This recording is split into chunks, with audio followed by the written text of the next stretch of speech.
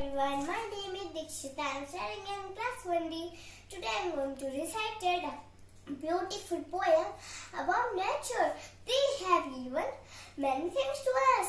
Leaf and flower, fruit and nuts, lake and pond, pond and sea. Five more of them. Let us see. I born where it rain at some mountain tops. I am the river. I will never stop. My water is so sweet. Many fishes live on me. I fly to a place into like a sea. I am the mountain in triangular world. I am so strong. I never ever fall.